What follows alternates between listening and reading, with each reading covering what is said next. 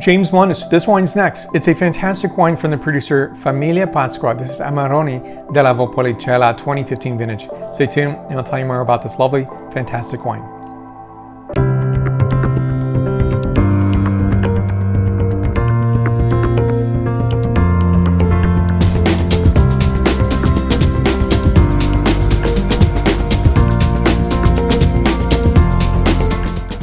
So I'll place a 2013 vintage review I've done right up here in the cards. It's a lovely wine. Now this wine is 65% Corvina, 25% Rondinella, 5% Negrara, and 5% Corvinoni, 15% ABV. This is a much more complex way of making a wine. So you have a frutaio where I'll tell you about that in a minute. But in the meantime, I want to show you a map of, look at the Amarone della Valpolicella DOCG region so you can see where it is. It's nice to get a relationship between, say, bodies of water, cities that you might know, to know where your wine grapes are coming from, where the wines are being created. So now let me show you the bottle label. And again, it's a 2015 vintage. Back label for you to look at here. And of course, it's a DOCG wine, which is always listed on the neck of the bottle itself. And so this is, you know, these wines are a higher alcohol point, 15% ABV. This is not unusual. And it's an alluring wine. It's a great tradition. It's what you find in this region, and beautiful characterization that comes about from these 4 varieties, which the 13 have the same exact variety breakdown, and it's something you're going to find on site. So the 2013 had the same exact variety breakdown. That can, as far as I understand, change over time. Maybe it's a few percentage points here and there. So when Amarone producers are harvesting their grapes, they're going to put them in a frutaio. And so this is a lodge, as it's called sometimes in English, but it's really a place where there's a layering, like almost a bookshelf of the wine grapes that are flattened out and carefully spaced apart. It's a temperature and humidity controlled room. So in this room, over 3 months, is going to be a drying process. So you're going to lose about 25 to 30%. So maybe 1/4 to 1/3 of that mass is going to be lost in that evaporative experience. And that's really going to create concentration and uniqueness in flavor profile. It is a dry wine. So it's controlled for temperature and humidity so that it's not really, it's a carefully dried out process, not completely dried out because there would be no must to create the wine itself, but ultimately it's to create that interesting characterization, that historical wine from this region. And it's also that you're not creating a dessert wine, so you're not creating rot in the wine grapes you're putting in the frutaio.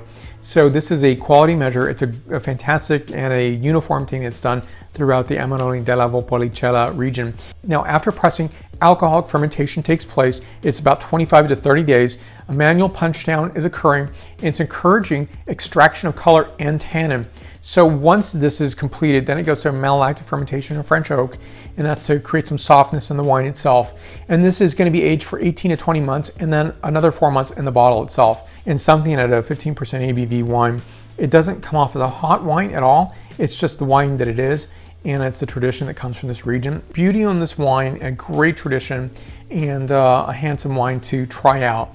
If you've never tasted one, put this on your tasting list for this year. One of my favorite things to do on an Amarone wine is to smell it. It is absolutely alluring and beautiful, and you know that this can be no other wine except Amarone della Valpolicella. It's just rich and beautiful and opulent, and yet not overly so.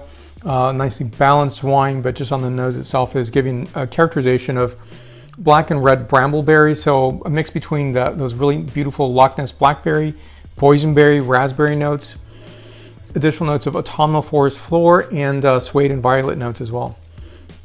And next, the palate characterization. A very successful Amarone della Valpolicella. Beautiful characterization with Loch Ness blackberry, a bit of red cherry note, so a bit of tartness to that, but not intensely so. It's a very complex fold of flavors, notes that keep lingering, white pepper notes, tarragon, and violet notes. So both on the scent and flavor profile are giving a notation. This is an Amarone della Valpolicella wine. So the drying process is really giving this allurance and beauty to the wine, not making a dessert wine. Nothing wrong with dessert wines, but it's something that's nice to have as a red, dry wine. Very historical wine, great producer, 94 points out of 100 points, fantastic experience. So down below are several things you can do. One is a like button, so please hit that button if you like this video. Also, there's a subscribe button. If you haven't hit that button already, please do so to see the latest videos that I am producing. More information on this producer will be listed down below. You can list questions and comments there.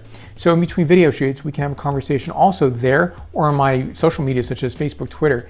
Instagram, LinkedIn, and WordPress. You can also find me on my podcast, which is Apple Podcasts, Stitcher, Spotify, and iHeartRadio. Thank you for watching today. I really appreciate it. And if you've never tasted an Amarone della Valpolicella, this might be the one to start with. Definitely seek it out. This is a 2020 thing to be tasting because I think it's fantastically beautiful and wonderful. And thank you so much for watching today. I really appreciate it. I'll see you in the next video. Salute.